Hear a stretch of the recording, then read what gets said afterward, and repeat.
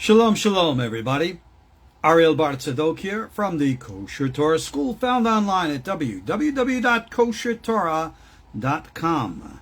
We are continuing in our series of lessons in what I have called the Torah Basics, Basics Plus. Because when we here at the KosherTorah School teach the basics, we don't always stay basic. And this is going to be lesson number 8 in this series. And I am entitling it The Many Different and Confusing Faces and Opinions in Judaism. But before we delve in, I want to dedicate this class in the memory of a great and holy man. This last week, actually just yesterday, my first Rebbe passed away. Rabbi Lankari of Brooklyn. He was, if anybody ever was, one of the Lamed Vav Tzadikim, one of the secret, hidden, down-to-earth, righteous men that you'd ever want to meet. Rabbi Shlomo was, of course, a Talmid Chacham. He was the leader of the Moroccan community in Flatbush. But the one thing that distinguished him, sure he knew Kabbalah, sure he knew Halakha, sure he was a rabbi, but you know something, a lot of guys know that. A lot of guys are like that. But what made Rabbi Shlomo so unique was his down-to-earth sincerity. If you ever wanted grounding, a reality check in life, you would check in with Rabbi Shlomo. You would go to him with all the great problems, and he would say, just make it Pshat, make it simple. And he could take the most complex and complicated and make it simple. He was truly a righteous man. And this generation will miss him. He's left behind his family, including 2 of his sons who are great and holy rabbis in their own right, who I am certain will follow in the footsteps of their father. But Rabbi Shlomo was there for me when I was, believe it or not, just a teenager. When I was struggling with many things in my youth, one of which was my desire to study Kabbalah. We're dating ourselves now to the mid-1970s. Yeah, I'm that old. And when I came to Rabbi Shlomo, actually to buy one of my first pairs of tefillin, I wanted to learn. And he is the one who encouraged me to go to Israel, to try to get into Parat Yosef, to try to study with the Mikubalim. It was Rabbi Shlomo who set me on the path that here I am now 45 plus years later walking. So, as I wrote in a post on Facebook, and I'll say here in this video, if there are any of those of you out there who consider yourselves my students, know that I consider myself his. And in that respect, he is the grand rabbi of us all. A great and righteous man. You're not going to see all of his bright, big, brilliant books of Halakha and Kabbalah. But if you have any sense of energetic sympathy or empathy that you can sense things, his brilliance, his light outshined them all. He was one of the true torches of light in all of the Brooklyn community. And that is what will be missed the most. Ruach Adonai Tahanenu Bagan Eden. A good friend. Never say goodbye, because we're never really disconnected. The body passes, goes back the way it needs to do. But souls never disconnected in the first place. So keep that in mind. So in light of Rabbi Shlomo, who always wanted things to be Pshat, simple. No, I didn't say non-mystical, non-Kabbalah. I said simple. When we use the word Pshat, many people in Judaism interpret that word to be the simplistic or anti-Kabbalah interpretation of things. Nothing could be further from the truth. Before we delve into our topic tonight, the differences, and as a post I made on Facebook, I asked the question, is Torah Judaism order out of chaos or order within chaos? I know a lot of people didn't understand the distinction. Do we have chaos and then comes order? Or is there chaos and then we rearrange inside it? One is separate and outside of one another. One is inside one another. There's a significance in that. So, we'll discuss that. But a point that's made by our sages. There are what we call 4 general ways and understandings of the Torah. And these are referred to by their capital letters, Pshat, Pei, Resh, Dalet, Samech, which stand for the Hebrew word pardes, which means an orchard, if you will. And the 4 paths are what we call Pshat, Remez, Drash, and Sod, which mean the simplistic way, Pshat, the Remez, the implied meaning, Drash, which is a moralistic meaning, and of course the Sod, the secret meaning. Now, these are not topics of study. So therefore, when we say, I want to learn Pshat, that's a method of study. When we say we want to learn Sod, the secrets, that's a method of study. So many people make the misinterpretation, the misunderstanding, and thinking that there are books of Pshat, like the Chumash, the 5 books of Moses, that we read in the synagogue every week, or the famous commentator Rashi, or we have the books of Sod, like Kabbalah, like Zohar, and the Kitvei Ari. Well, I will tell you this, a point made very well by the great Mekubalim and others. You can learn Pshat Mikra, and even Perush Rashi, on both the Torah and the Talmud at the Sod level. Or you can turn around and learn Zohar at the Pshat level. There are many, many books out in the market today, mostly in Hebrew, which provide the Pshat of the Zohar, which are more like the stories and stuff without getting into the deep stuff. And then you have other writers who delve into deep stuff, into commentaries like Rashi or Ramban Nachmani, and extract from them very profound truths, the likes or lessons of which you will find equivalent in books like the Zohar, Kitvei Ari, and other Kabbalistic texts, but in a different terminology.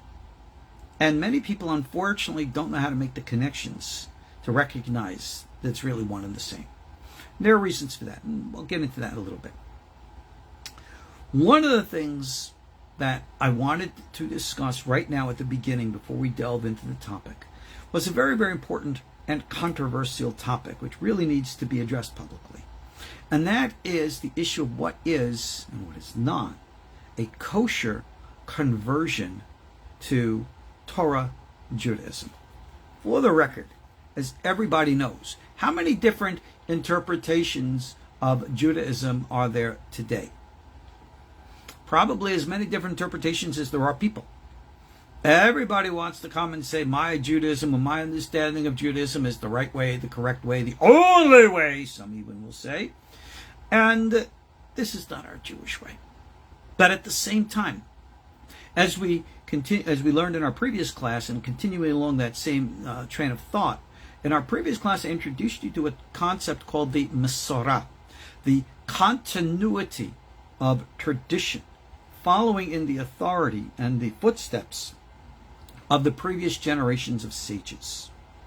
You, me, we, anyone today who wants to say that they are practicing Torah or Orthodox Judaism, remember, we never invented that term Orthodox. That is a term that others have applied to us. There are those of us who take the Torah very strict, very serious, I should say, not even strict. Why? Because don't think serious and strict are the same. They're not. There are those who are very, very serious, and they get to be called ultra-Orthodox. And people think that they are so strict. Well, when you actually go in and study the letter of the law and the spirit of the law, you'll find out that many of these, in quote, ultra-Orthodox are not as strict as people might think. Now, when I use the term lenient, I'm using that within a context of Torah and Halakha, Jewish law. Many people have come to use the term lenient today to interpret things outside of and unacceptable by Jewish law. There are multiple modern practices today that are publicly proclaimed as being human rights, civil rights, the right way, etc., and so on, emancipation, freedom, which fundamentally contradict natural law, Torah law, and anything and everything that we've known as righteousness and morality for millennia, pretty much everywhere around the world. Now, I don't need to point fingers. I don't need to name names or identify things, because hopefully all of us are above that. Because the one thing we must always recognize, regardless of the behaviors that any individual is involved with, other than that which is a violent threat to individual safety, what people do by themselves, that's their business. We will still always show respect and act with dignity towards others, because that is what we do. Many a time I've shared with how important it is for a man today to be a real man, to mean that you're still a gentleman, and that if you have the opportunity to hold a door open for a lady, a woman to pass by, you do so. And I once heard somebody comment that he held the door open for a woman, and the woman looked at him in a snarly way, says, "I'm an emancipated woman. All right? You don't have to hold the door open for me." To which the man responded and says, "Madam, I am a gentleman, and I hold the door open because I believe it's the right thing to do, regardless of your beliefs." And that's how he responded. It wasn't for just her, it was for him. This is how and why we're supposed to act with the old-fashioned, traditional, masculine, responsible way of things. That is what our moralistic teachings, pretty much globally, have been to every culture around the world forever. And we should never allow that to become subject to the change under the whim of modern innovations. With that being said, we respect everyone. The Torah makes it very, very clear that certain behaviors are horrible. The definition of evil and immorality itself. You want two examples? Violating the Sabbath and eating bread, chametz, on Passover. Those are two of the worst. And how do we treat fellow Jews who violate the Sabbath and who eat leaven on Passover? Well, we still show them respect and everything else. Well, we're supposed to show respect to everyone else as well. We don't agree. We're not going to agree. We're not going to tolerate those positions and behaviors which contradict the fundamentals of our Torah faith, or the more so, what contradicts the written word of the Bible, the Torah. We're just not going to accept it, no matter what anyone wants to huff and puff and yell and scream about us. Sometimes we just have to take things in stride, right? Especially as Jews, we know what it means to be the suffering servant. My goodness, the identity of the suffering servant in Isaiah, adopted by the Christians to reference Yeshu. It always boggled my mind how they take it so glaringly out of context. I mean, it says right there in Isaiah that the suffering servant is Israel, all 12 tribes, those who walk in the path of Hashem, and therefore bear the brunt of being a light to the nations. And, just for the record, Isaiah 53 speaks of the Messiah. No, it speaks of Israel. It speaks of the Messiah. No, it speaks of Israel. For the record, the Zohar. Yeah, the Zohar says it speaks of the Messiah. Oh, it's proof of... No, it's not proof of anything. Sorry. All it is proof of that a book says something. And yeah, it is said that the Messiah suffers for the sins of Israel, which is a metaphorical statement. And why? Because he is part of the suffering servant Israel, not that he is unique and separate from it. So essentially, the argument about who was the suffering servant in Isaiah, always Israel. And if there is a Messiah who suffers for the sins of Israel, then he's part of Israel. He suffers along with everybody else. Good king. So much for that. But now, getting back to the point of conversion. What does it really mean to embrace Torah? Notice they didn't use the word Judaism, because everybody's got a different definition of Judaism. They got new ones coming up every single day. If you want to join Tom, Dick, and Harry's Judaism, Tom, Dick, and Harry have their own definition of Judaism. And Judaism, yes, I said that intentionally. Judaism is their version. And they're going to say whatever it is. If you want to be accepted in that community, then go to Tom, Dick, and Harry and convert according to Tom, Dick, and Harry's way. If they want you to go stand on your head and whatever, and that's what you do. And Tom, Dick, and Harry will accept you. And the same is with the Reformed community or the conservative community or any of these others, the Reconstructionist community, the Humanist community, and God knows how many other communities we got. But if you want to become part of Klal Yisrael, Greater Israel, then, like the original historical Israel, you have to symbolically go back to Mount Sinai and say, as did the children of Israel there, the same words. Na'aseh v'nishma. We will listen and we will, na'aseh, we will do, and we will listen. Meaning, the acceptance is inside us, intuitively, psychically. And then we'll make the effort to learn so as to know how to properly express that in the proper way. So when the Torah gives us laws and commandments, one of which says, follow the leaders of your generation, well, we do so. Now, that obviously became subject now to, maybe should I call it properly? Quantum expression.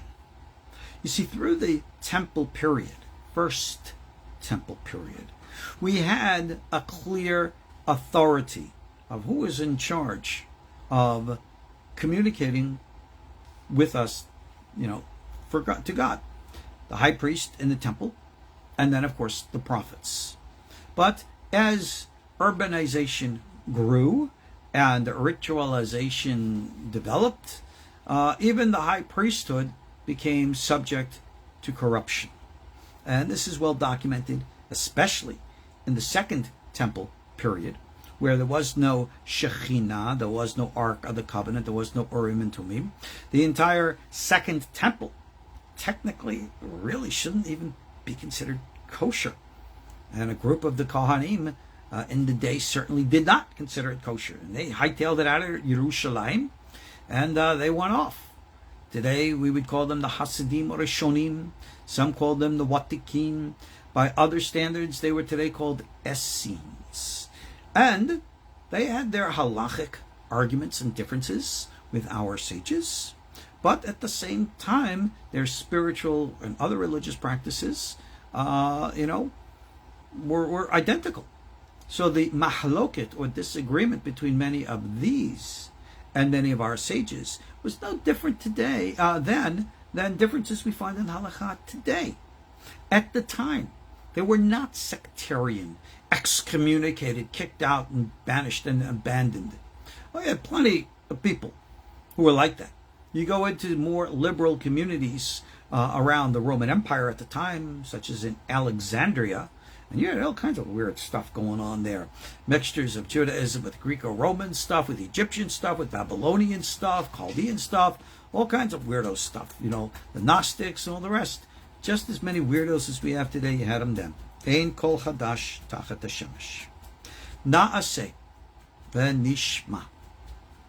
Coming back to Mount Sinai. You want to embrace the Torah of Mount Sinai? Are you willing to do it? Are you willing to embrace it? Are you going to walk the path? Are you going to walk your talk? That is really the question. If you are, then you need to learn how this is practiced today, how we observe things today, not how things were 2,000, 3,000 years ago in the days of the temple. Those days are long gone. So don't say, I'm going to be a biblical Jew. You know what? If you are an adult right now, you don't go around and say, I want to be a 3-year-old child. We kind of look at that as a statement of immaturity. Yeah, religion has evolved. Revelation has evolved. We have evolved. That is the process of God's great plan in the universe. People, great rabbis like Maimonides, have addressed this spiritual evolution, as have many others. And that's just the reality of our lives. So, for those who wish to embrace the Torah way, you got to go back to Sinai from the beginning, where the Masorah, the tradition, began, and pick it up from the beginning, carry it to the end. Now, not just anybody can do this. This is a process that obviously begins in one's heart and must be confirmed within the community. And here is the deal. Because we have so much people today doing all their own types of conversions according to their own rules. This one looking to make shortcuts here, this one looking to do this there. The rabbinate in Israel, to their credit, has solidified and enforced that solidification to be within a structure that will give an individual credibility in the greater community. And that is what conversion to Orthodox Torah Judaism is today. Here at our KosherTorah School, I do not do conversions. I am not a member of one of the religious courts that are working with, recognized, and authorized by the Chief Rabbinate of Israel, but I support the system. Why? Because it's to the betterment of the individual. It'll give the individual credibility. It'll make them welcomed into the greater community, so that if and when the individual may be single and wants to find a mate to marry and have their children accepted as fellow Jews in schools and later for their own marriages, then this acceptability must be there. So for those of you who have gone through conversions, not through the bona fide paths, you might want to reconsider going through the bona fide path. Yes, it's going to mean a lot of sacrifice and a lot of obligations on your part, but if you're serious, that's what you do. And if not, well, it's your business. I will still respect you, still honor you. Might not be able to include you in a minyan, which is the quorum of 10 men to pray, but at the same time, I'll still honor and respect you as the human being that you are. Absolutely, no doubt about it. Because that's what we do. We're the version of, if you will, a Torah gentleman. We act this way because it's proper for us to act this way, regardless how people respond or treat us. That's respect. As Judaism developed, we've always been very well aware that we don't have a prophet.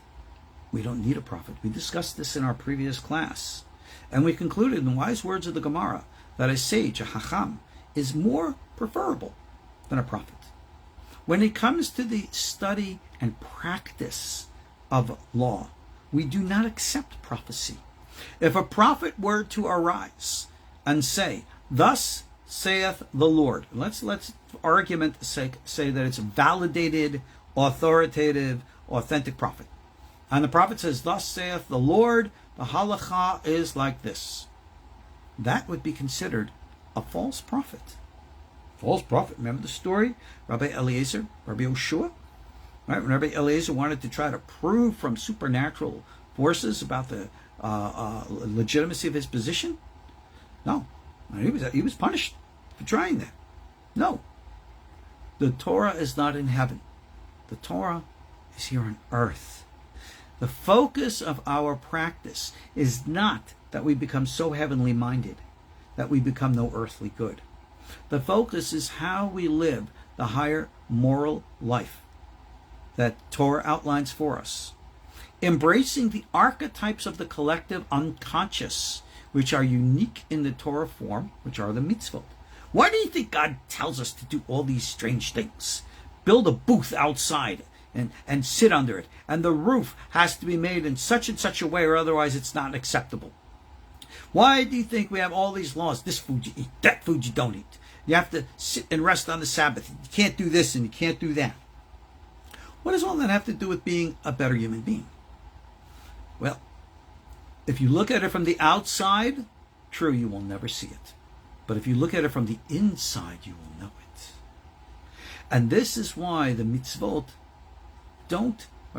must never be compromised, but must be observed properly within their proper form. But now, what is that proper form? And who gets to decide it? Well, we already said that the rabbis get to decide it. But since the passing of the Great Sanhedrin, we don't have a singular court, which therefore, like a Supreme Court of Torah, which therefore outlines law. So therefore, each community developed its own traditions, had its own individual sages. In the previous lesson, we mentioned some of the famous ones. Rabbeinu Nissim, the Rif in Morocco, Rabbeinu Asher, who's Ashkenazi, who is in Spain, the Rosh, and of course Rambam, Maimonides in Egypt. These are the three biggies. So that hundreds of years later, in the middle of the 1500s, along came one of the master prophetic Kabbalists who had channeled the Shekhinah herself and wrote a book about it, Rabbi Yosef Karo. He wrote this extensive encyclopedia of Jewish law, which he called after his own name, the House of Yosef, which was built upon a commentary on another law code from the son of Rabbeinu Asher, again the Rosh, whose name is Rabbeinu Yaakov. He actually wrote a Kabbalistic commentary on the Torah. The book that he wrote on Halakha is called the four pillars, the Arba Turim, which is the foundation and form of Jewish law to this very day. Rabbeinu Yaakov wrote this very interesting Kabbalistic commentary of the Torah, which I'm positive it has been translated into English I think Art Scroll. And the name of the commentary is the Baal, the master of, the author of the Turim, Baal Turim, on the Torah. And it's not all this deep Zoharic, Lurianic stuff. It's just basically like numerical gematrias and stuff like that. But it shows the balance between what we'd call today the mystical and the rational. There was never a distinction between them. So, 1500s, Rabbi Karo in Safed, Israel, was the great rabbi, looked to the great diversity of Jewish communities pretty much all around the world, from the recent exile of communities from Spain. So you have North Africa, all the way to the east, as far away as Baghdad and Bombay. And he saw the communities throughout Europe, and he wanted to write a single code wherein which everything can be brought together as one. And therefore he wrote this extensive library. It's called again the Beit Yosef. And when he concluded it, he looked at it. This is too big. Who's going to study this? So he extracted from it a condensed version and put it together so that everybody could have it as a set table to eat from. And therefore he called his set table the Shulchan Aruch, the set table. Well, he published the book. And one of the great rabbis of Europe, also writing pretty similar to Rabbi Yosef Karo, Rabbi Moshe Isserles, he came along and he said, this is all great, but the good rabbi left out a lot of stuff that we Ashkenazim do that he left out. See, Rabbi Karo included a lot of Ashkenazi stuff, but Rabbi Moshe Isserles thought they didn't put in enough. So Rabbi Isserles, he wrote a second book, and he called it the tablecloth, put on top of the table, the Mapa. In all editions of the Shulchan Aruch today, you will find in large print the words of Rabbi Yosef Karo, and in small print the words of Rabbi Moshe Isserles. The large print of Yosef Karo are accepted by the Sephardim, and the small print of Rabbi Moshe Isserles are accepted by the Ashkenazim. And sometimes that line of demarcation isn't so clear. Many communities, Sephardim will accept the words of Rabbi Isserles, and many communities in the Ashkenazim accept the words of Rabbi Karo. Right? It's interesting, though, when you study in the two yeshivot of the Ashkenazi and Sephardic communities, when you read the words of Rabbi Yosef Karo, the Ashkenazim will refer to him as Mechaber, the author. Whereas when the Sephardim study the Shulchan Aruch, they refer to Rabbi Yosef Karo as Maran, the prince. Oh, the master, if you will. And when the Ashkenazim refer to Rabbi Isserlis, they refer to him as the Ramah, Rabbi Moshe Isserlis. When the Sephardim study the Ramah, they refer to him as Moram, their teacher. And that's the history of where this stuff comes from. But let's just take a little detour on the side. A detour that I've mentioned to you in the past, but I'll mention it to you again. In a section of the first section of the Code of Jewish Law called Orach Chaim, section Kuf Mem Aleph 141, there is a discussion with regards to reading of the Torah on the Sabbath.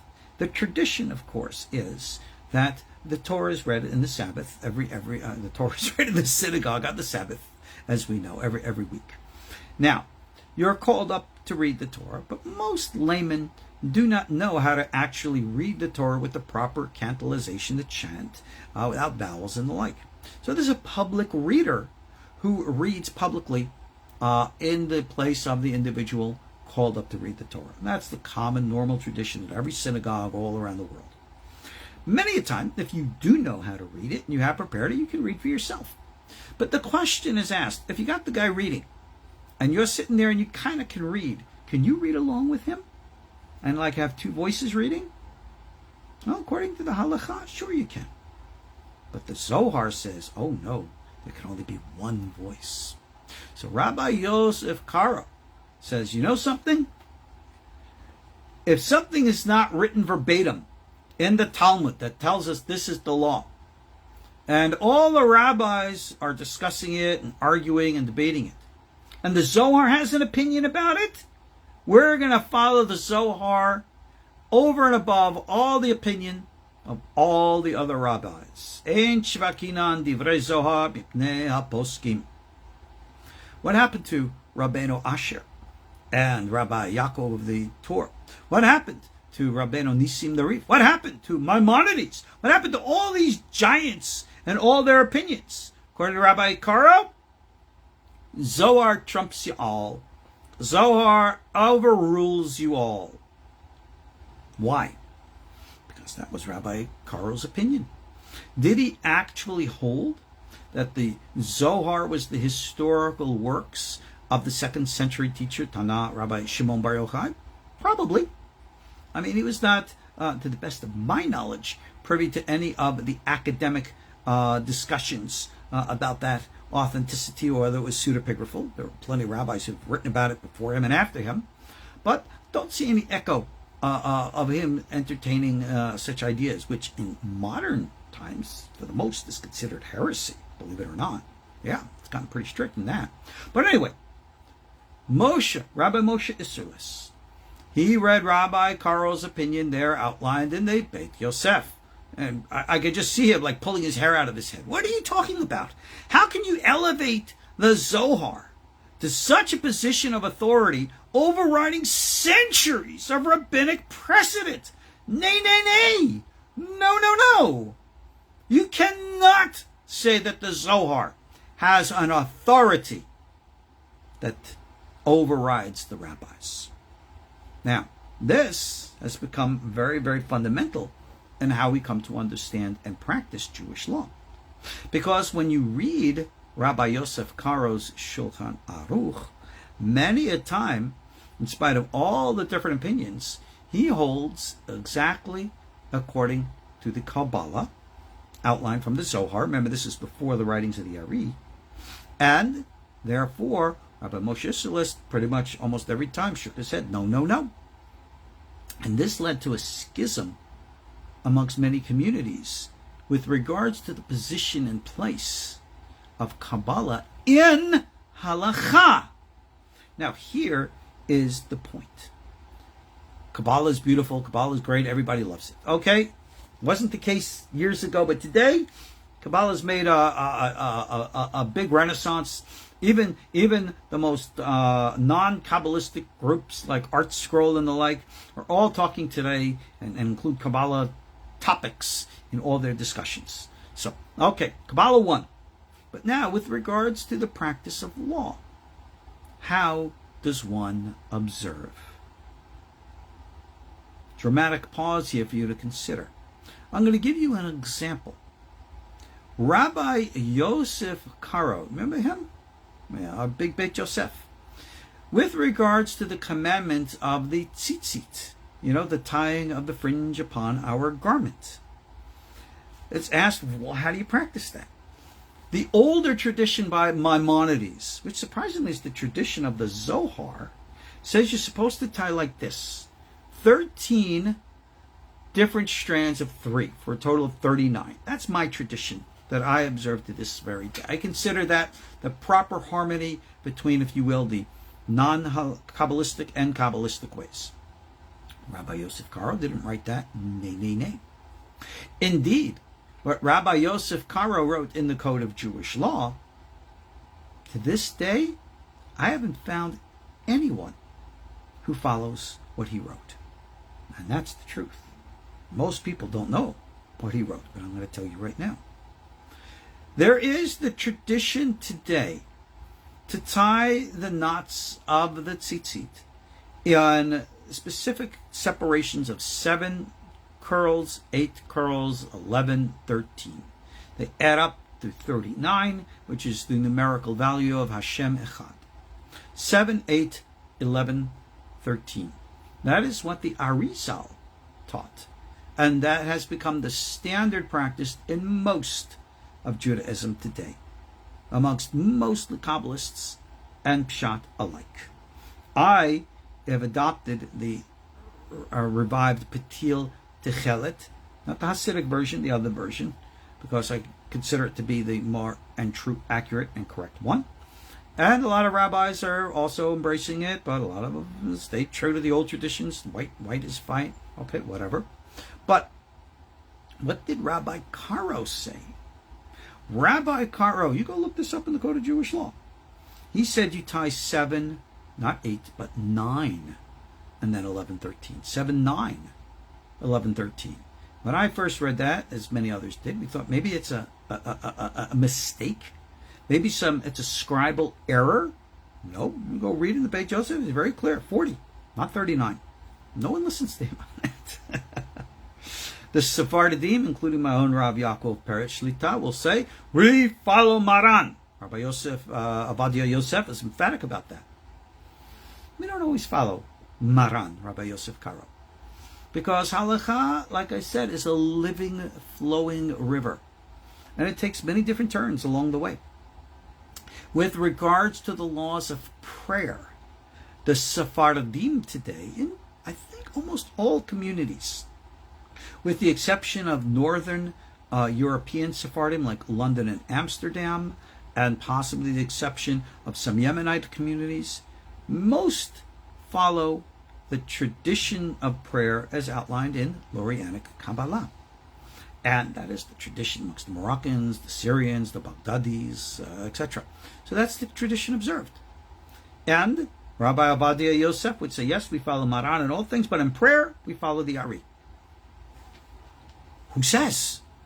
We'll go ask Rabbi Yoshua back in the day when he was debating Rabbi Eliezer. Who says? The sages, the consensus of opinion. And there are always different opinions. For example, in the Sephardic world, Rabbi Avadia Yosef was of Iraqi, Baghdadi origins. A clearly super brilliant man. Certainly not of Kabbalistic mind, but his orientation was very, very much of a certain type. And one thing that was very clear is that he looked at many of the traditions of North Africa and tried to dispel them. He says, you guys from North Africa, once you move to Israel, you have to adopt our culture and our traditions. Because the saying goes, if you move into a new community, you are supposed to adopt the traditions of that community. But when an entire community comes into another community, then it's not the same, according to those who are not willing to absorb into the greater community. Believe me, this has been a point of conflict in Halakha for many years. It got to the point where many of the great Moroccan rabbis had to write their own books to stand out against the statements of Ovadia Yosef, who's the great rabbi. Why? Because they have to stand up for their own. So, who's right? Who's wrong? We don't think like that. You must understand the concept of absolutes. This is the right way. How many people have always asked me, Rabbi, what is the right halakha? Yeah, there's no. It depends on what your community is. Depends what your place is. Depends where you're at. So even amongst the ultra Orthodox, like I said, everyone interprets them to be the most strict. Well, there are a lot of things that the ultra Orthodox do in the total context of Torah Judaism, which are rather liberal and lenient. Yes, the ultra Orthodox can be liberal and lenient on points, whereas some of the more modern Orthodox can be very strict and very rigid. There's no black and white line with these things. So there seems to be so much confusion. There is no order out of chaos, but we do find order within the chaos. In other words, we find our place, our niche, our community, and that is what we embrace. And that is why it's vital and important that we recognize the fallacy of what I call smorgasbord spirituality, where you want a little bit of this and a little bit of that. When you take a little bit of this and a little bit of that, you end up with a whole lot of nothing. You got to find a path. In the wise words of the sages in the book called Pirkei Avot, they said, "Aseh lecha Rav." Find for yourself a rabbi, a teacher, a guide, a path, and walk it. You can't walk two paths at the same time. I'm often asked, well, Rabbi, can I be a Torah-observant Jew and still find interest in and value in the teachings of other religions? The answer is obviously yes. I have studied myself many wise teachings from the Tao Der Jing of Chuang-Tzu, or the philosophy of Sun Tzu, Chuang-Tzu, and then Chuang-Tzu came next. The Patanjali Sutras of Raja Yoga, brilliant stuff. Sutras in Buddhism, teachings of the Native Americans, teachings of the Sufis. There's a lot of great stuff out there. But I'm not a Buddhist. I'm not a Hindu. I'm not a Sufi. I am not this. I observe the Torah path. As a rabbi, when I look at these things and I find equivalent teachings, I acknowledge and I honor that. That's what I seek to do. But at the same time, I do not seek to bring into my life other elements and aspects which are contradictory to my own path. This is what, matter of fact, I'll quote to you the words of Carl Jung.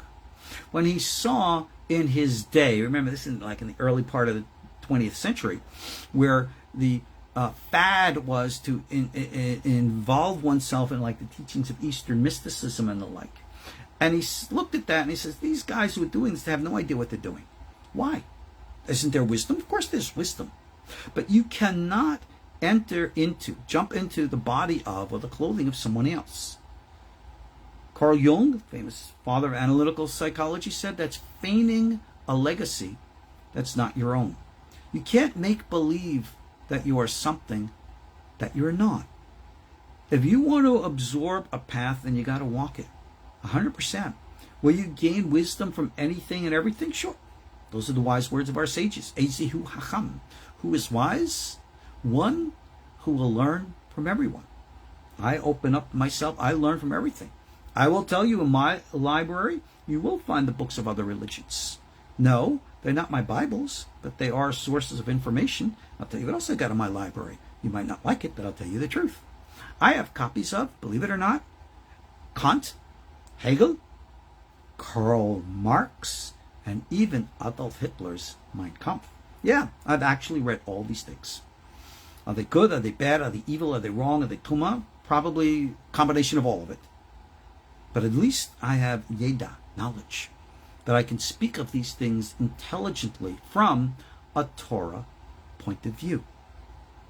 Years ago, as you know, we started our KosherTorah School as Yeshivat B'nai Nevi'im, our original Hebrew name.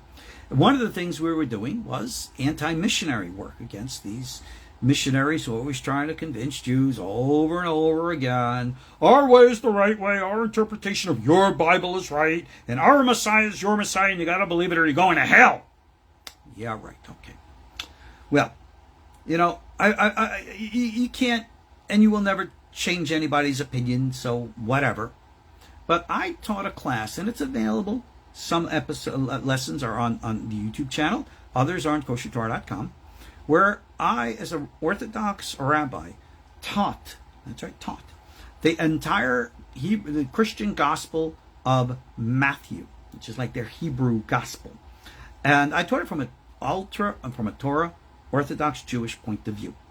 And my intent in doing so was to help Christians build the bridge to recognize that a lot of what they consider to be sacred Christian teachings were actually and originally Jewish teachings. Let's try to, build bridges rather than burn them. My attitude. I'm not trying to change anybody. I'm trying to just provide education. When you are a real Rav, following Oselecha Rav, and you're doing Esi Hacham, Lamed Mikol Adam, this is what you do. And then real great sages know and understand how to do this. Are we going to agree? No. Are we going to accept? No. Are we going to tolerate? Of course. When I look at people who point their finger to me and say, we do this, it's against your Torah is wrong, I say, okay, that's nice, thank you. I guess it must be very, very important for you to declare your ideas and belief and practices to me. Why? I have no idea. Who do you think I am?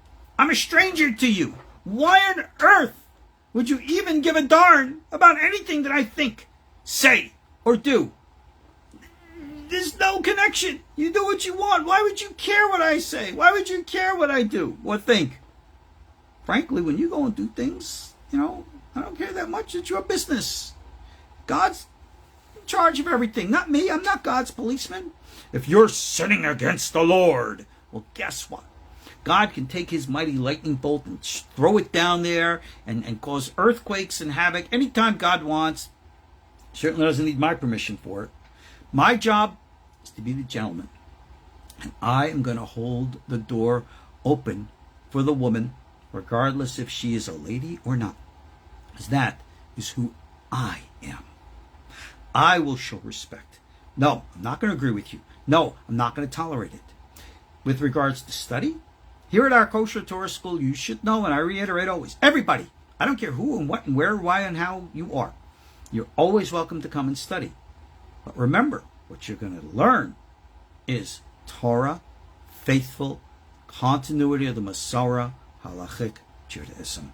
You might not like it, but that's what you're going to learn. And everybody is here and welcome. So pretty much, this explains halakha, the path that we walk.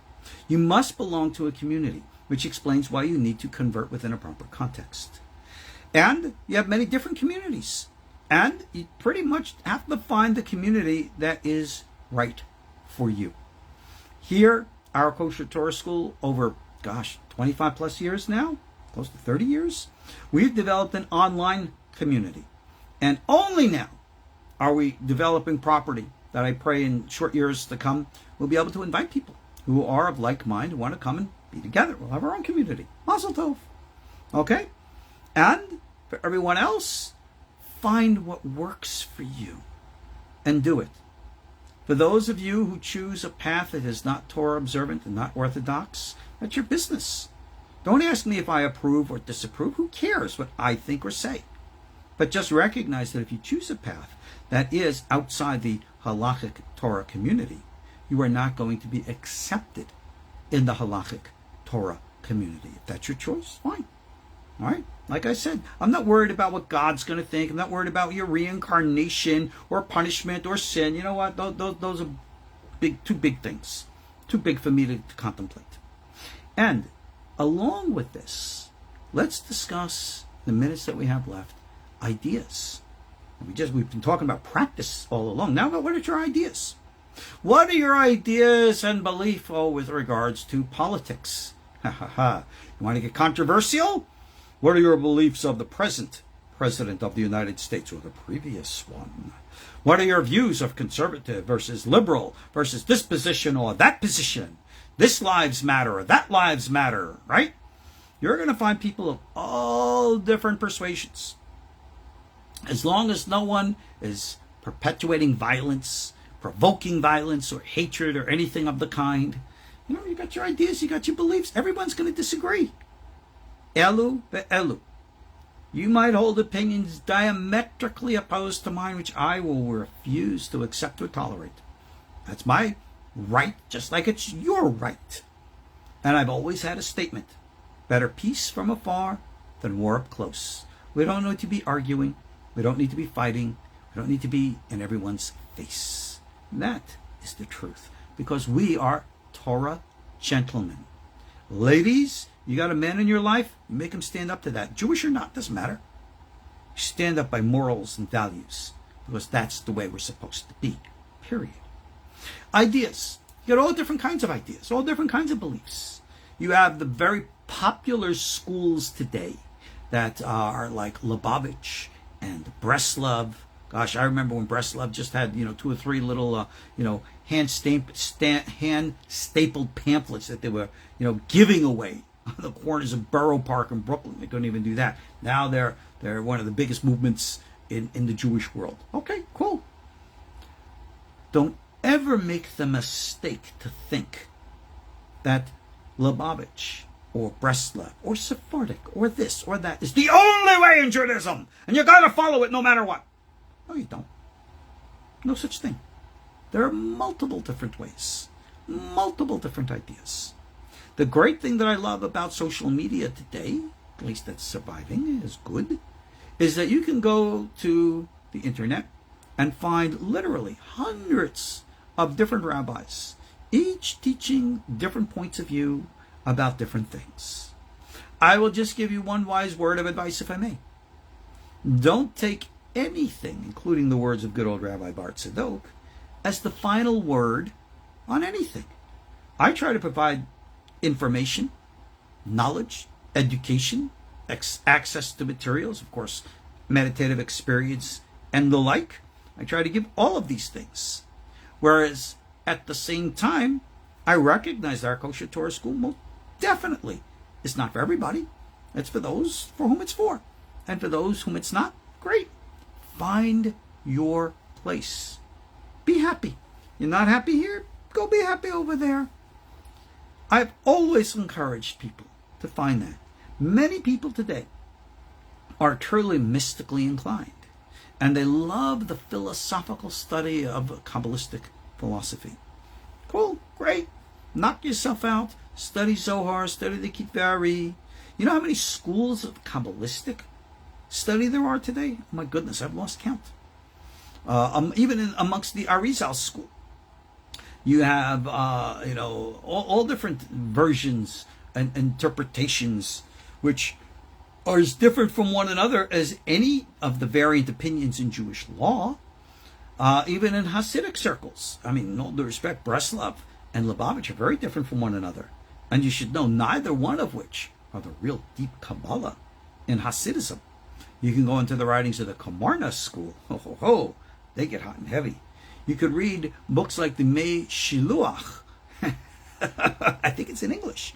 And that rabbi, God bless him, he had some pretty wild stuff to say. And the Baal Shem Tov himself, the master who started it all, the one who made Aliyot and Ascent, remember, who met Mashiach? No one's amongst his followers do that anymore. He had the original school. That was only one school. You had the Ramchal school, you had the Rashash school, the Gra school, the Leshem school, the Ben Ish Hai school. You have all these different. You have Rabbi Yehuda Fatia school. You have the school of Efa Shlema. You have all these different views, and every one is going to be different from anyone else. Gee whiz! When the rabbi said that there are Shiv'im Panim LaTorah, 70 faces to the Torah, and along came Rabbi Naftali Bacharach in his book, Emek HaMelech says, we had 600,000 soldiers who came out of Egypt. They represent the 600,000 source souls of Israel, to which there are multiple different sparks. Each one has their own view of the Torah. So you have 600,000 interpretations of the Torah, and each at the level of the pardes that we spoke of earlier: Pshat, Remez, Drash, and Sod. So you have 600,000 at the Pshat, 600,000 at the Remez, 600,000 at the Drash, 600,000 at the Sod, for a total of over 1 million different views of the Torah. And if you look at the number of Jewish books available today, you pretty much see that. No one knows it all. Everybody has their own views, and all of that is great. All of that is wonderful. All of that is beautiful. But what you're dealing with are deot, opinions. And no rabbi has the authority to say, this is the only way. You may disagree with the opinion of another, even sharply. If an opinion of ideas and belief come by which is contradictory to Torah values and beliefs, it's not enough that you just declare it by yelling and screaming, heresy, kfira. Who cares? What are you, a crazy person? We're gentlemen. We don't act like that. And those people who do act like that should be ashamed of themselves. If and when you wish to declare something to be wrong or inappropriate, prove it, just like every rabbi does. Well, this person says this, and I disagree with that because A, B, C, D says something else, and that would disqualify or disavow what the original opinion was, etc. And it goes back and forth. No one should hold or embrace opinions which, of course, violate the 5 books of Moses, violate the code of Jewish law. That should be black and white. But beyond that, all the different ideas, all the different beliefs, they're just deot, opinions. When is Mashiach coming? Nobody knows. You can look at all the different things happening today and say, these are all the signs. You know what? People have seen the signs, I don't know, forever, pretty much. They saw the signs in the days of the Second Temple. Still nothing happened. Since the days of the Ariel, Rabbi Chaim Vital, they all said we are living in the end of days. The end of days has been going on for, 450, 500 years. Long end of days. When's Messiah coming? Who knows? What is the right way and idea to believe with regards to this thing or that? That's going to differ from community to community. And as long as in your study and research you have a Masorah, a continuity of tradition to validate the opinion from a legitimate and valid point of view, okay, it might not be accepted by everyone, but it can be accepted as a valid opinion. There are those people today who want to come and flip things over and bring in all types of modernity because they think that's right. You can think whatever's right all you want. The Torah isn't just, decided by the whims of people. You have to have a continuity. And that means within the context of continuity, we're going to stand fast against many things that are politically and socially correct these days. And a lot of people aren't going to like that. And we've got to stand fast against that. That too shall pass. Been there, done that. So when it comes to understanding proper Torah observant Judaism, well, got to stay true to the faith, true to the continuity. If you want to be accepted as a member of the Jewish community, then you have to join the Jewish community in the proper way. You have to be faithful to the Jewish path as you would to your spouse. You got to be truthful. Now, that doesn't mean that you give up your identity. It doesn't mean that you give up your own creativity. But it does mean that you curtail it and you express it within the context of the path that you have chosen to embrace. If you choose no longer to embrace it and walk a different path, that's your business. But don't confuse the two. Don't blur the lines. We need order within the chaos. not a contribution to more chaos. So, Orthodox Judaism, when you look at it, there is no one monolithic black and white catechism. Yeah, we have the 13 principles of faith, but even they are subject to different understandings and interpretation. There is no Kabbalistic Judaism or Pshat Judaism. There's a big blurred line between the two. Even those who study Maimonides, the great rationalist, when you read his More Nebuchim, and yes, we do study the More Nebuchim, Breslovers don't. Rabbi Nachman did not like the More Nebuchim. Rabbi Abraham Abulafia most certainly did. Wrote many Kabbalistic commentaries on it. Does that make Rabbi Nachman wrong? No. Does that make Rabbi Abulafia right? Equally, no. Different views. If you're of the persuasion, like of Breslov, that you don't want to study the More Nebuchim, the guide to the perplexed of Maimonides, good, don't study it. If you're of the Abulafian school and you do want to study it, good, then study it. But how can that be? Because that is the wealth of the fluidity of the quantum reality of the Torah, which we live. And if you understand this and know this, you'll understand how we can have many different and confusing opinions and faces in Torah. And it's all one. We will never embrace that which is outside of the Torah, but we will always embrace that which is within it. Those are the great demarcations, the mavdil ben kodesh lechol. I pray that we should all understand that and grow tolerant in the respect of that which is permissible, and equally intolerant to that which is not acceptable and respectful. Hamavdil ben kodesh lechol. Separation between the holy and the profane. Sur mera ve'ose tov. Separate from evil, do good. I will not accept somebody who violates the Sabbath. I will not accept somebody who eats leaven on Passover. I will not accept those people who break biblical laws intentionally and intentionally. And at the same time, I'm a Torah gentleman. I will disagree with them respectfully. I will treat them with proper honor and dignity as due. Why? Because that's who I, as a Ben Torah, am supposed to be. Yeah, I'll disagree. Sure, I will. But at the same time, respectfully. We are a nation of respectful people. That's what it means to be a nation of priests, a mamlechet kohanim, a goy kadosh, holy.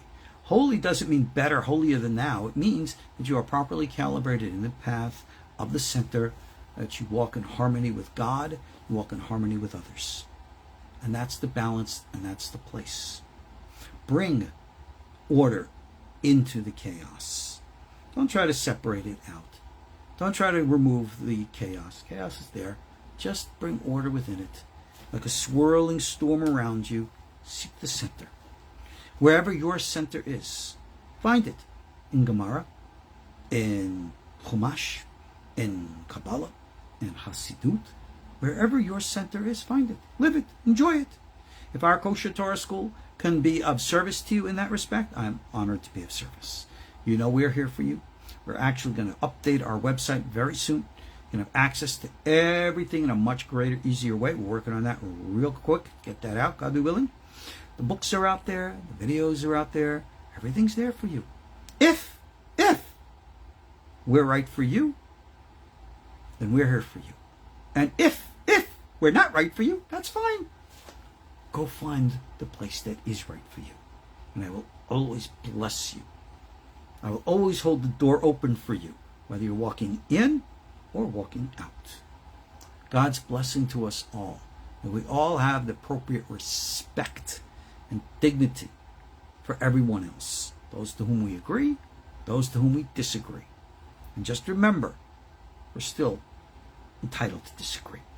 We just do so respectfully instead of disrespectful, which just seems to be the modern social way. Okay, let's leave it at that. And remember, just one last word. You guys who aren't Jewish, Noahide, this all applies to you too. Everything that I said is for everybody because it's all one and the same. Okay, we'll pick up in our classes yet to come. God bless, be well, Talk to you all soon. Shalom.